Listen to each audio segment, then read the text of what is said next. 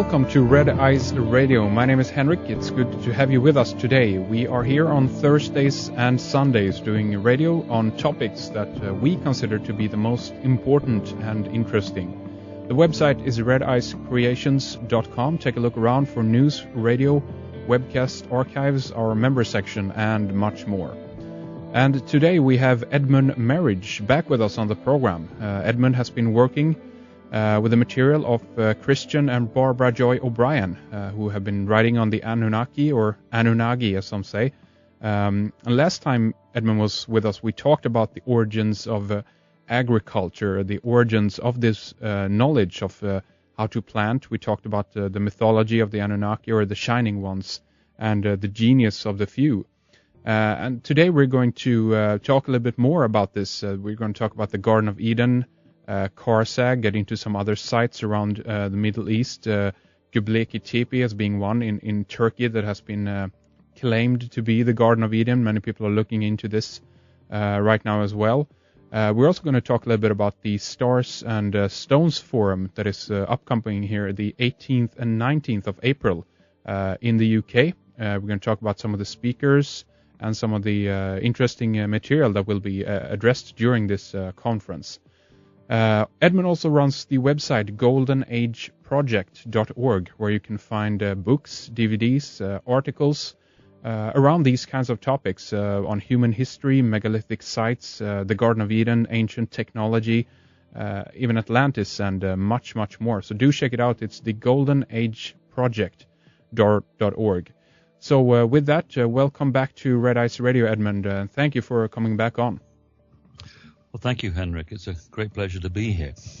It's very good to have you here again, and I know that we got a great response to the last program that we did back in November, I think it was, and I'm really interested in talking more about this, and I think it would be a good idea just to do a kind of short recap, I guess, on the main thesis that you've been following and researching, and also then picking up on from the work of Christian and Barbara Joy O'Brien on the Shining Ones, on the Anunnaki, and that will get people kind of up to speed. And from that point, we can go into some of the new areas and some of the stuff that we didn't do last time, Edmund. Fine. Well, my journey starts with somebody called Christian O'Brien and his wife, Barbara Joy O'Brien, who, in fact, Barbara Joy O'Brien was my mother's first cousin. So I had a leg up, if you like, and a roadmap of time from their incredible research and work. And I followed the trail and asked all the questions of Christian O'Brien about my particular interest, which was the origin of agriculture, when I realized that agriculture was pretty much unchanged for many thousands of years, and that in the area where I lived in the Cotswolds, all the basic crops and domesticated animals were in place with enclosures, walled enclosures, irrigation, etc., round about 4000 BC, which was the date I was given by the British Museum for those very early Cotswold long barrows. And I lived on a site, and so I was able to inspect and look at the many different layers of archaeology beneath the surface, and realize that very clever people had brought agriculture to Britain.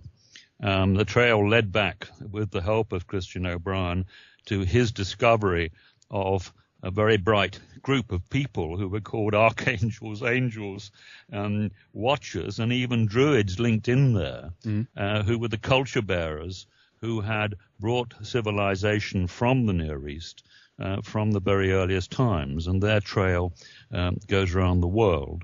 And all the common stories we have of culture bearers and gods bringing wonderful gifts go back to a small group of people who clearly had survived a horrific cataclysm round about 10,800, 10,700, these two big spikes on the temperature record, where large chunks of supernova debris had come through our solar system, causing absolute chaos and giving us the floods and catastrophe of wipeout of many species, the biggest mass extinction for 3.5 million years, and the tipping of the Earth on its axis, which, of course, accounted for that. And to tip it on its axis, it needed a very large object they travel close by to provide the torque for the Earth to tip on its axis. So we have, in essence, a restart of civilization from the survivors, a small group of survivors of a previous very advanced civilization. And the latest on that is that we seem to have now evidence of another species of Cro-Magnon, a much larger Cro-Magnon species, who would have been living under a far denser atmosphere before our own atmosphere was largely stripped of a lot of it. Round about this time of 10,700, 10,800 BC. And just for people who obviously are going to ask this question now, what is he talking about here? Is he talking about spacemen coming from outer space, from this planet, from somewhere else? Maybe you can address that a little bit, and what your ideas or theories are about that, Edmund. I think that there's so many people who've got the Sitchin message, and many people, von Daniken, talk about spacemen. My view is that it's quite wrong to latch on to that particular thesis, because we have all the evidence we need of people on this planet having achieved a great deal over the last 50, 100,000 years, and that what we're looking at is a restart by people who are identical to us, but virtually identical to us. They may have been totally identical to us. We are the products, and they are our ancestors, and everybody on the planet we can trace back to one single male Y chromosome round about 50,000 BC. So when we're looking at the Anunnaki, we're really talking about the Aryan people who were the progenitors of everybody on the planet. So we're really talking about a very close family unit, even though I've used this word Aryan, which meant noble ones, good ones. It was completely misused because Hitler took over this concept of Aryan purity, which was an absolute disgrace, and we know the whole story there. Yes. But I think that serious historians, in looking at the past, actually have to look very hard at this word Aryan, what it means, where it comes from, and how crucial and important it is to every one of us on the planet in terms of the culture bearers, the bringers of civilization, and totally benevolent people. Plato makes the point they were totally benevolent, so do many other people. And we must forget about spacemen, aliens, and nuclear wars, so many distortions which have been dreamed up by the conspiracy theory journalists. It's just really muddied the water so much. And most of us who seek the truth want to get back to a basic common sense message where we can see real people, real ancestors, and not mythological creatures or signs in the sky or whatever. We've got real people doing real things, and they are our ancestors, and they were very good people, and they acted in our interests.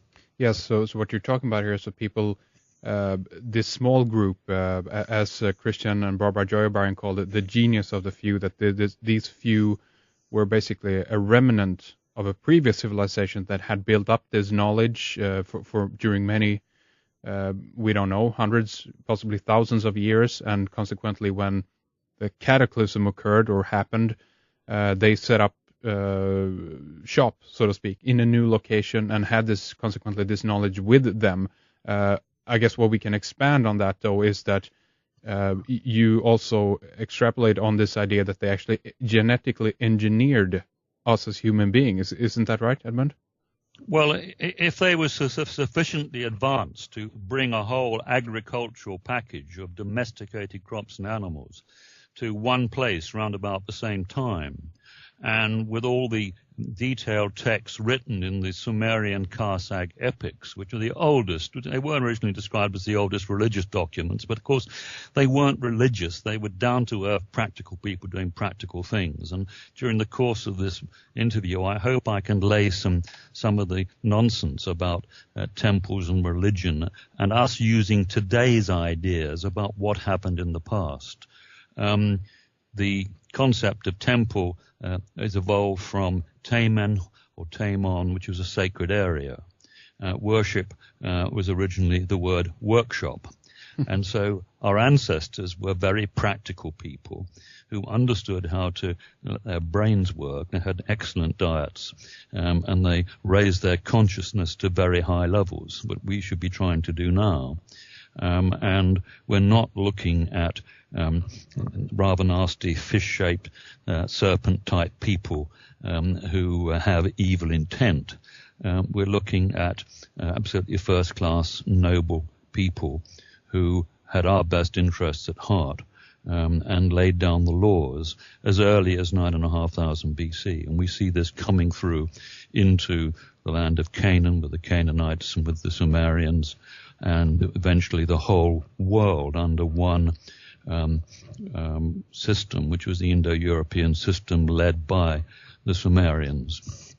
Do you think that these people are, in some references, described even in the Bible? I don't know if in that case they are attributed to being this evil race, but we hear about different versions about, knowledge is something evil, the idea of good and evil, to have that knowledge, that's evil, and, casting out the serpents of certain lands and things like this, that type of lingo, if you will. Do you think that could be a reference to this people, this ancient people? We have a Hittite king who is said to have killed two of the Sumerian kings because they were evil serpents. And we have in the Greek records a very clear comments about the serpent knowledge being the ancient superior knowledge before the flood. And of course the flood they were referring to was Noah's flood, which was a Sumerian flood round about 4,200 BC. But we're talking about going back another 5,000 years to the serpent knowledge. And the word serpent doesn't mean snake at all. It means wise person, wise man, wise woman. Absolutely crucial to get that point. The snake cults and the denigration of the serpents is something that came along when Mesopotamia and the Hittites and the Sumerians, when things began to fall apart. At what I call the end of the Golden Age, or the Golden Age that was destroyed by another crucial batch of cometary debris coming in and going bang, and literally knocking large parts of the Middle East to China flat, with the same kind of cometary debris which had plagued the planet on and off for a very long period of time. So the old order was denigrated by people who wanted to set up their own ideas.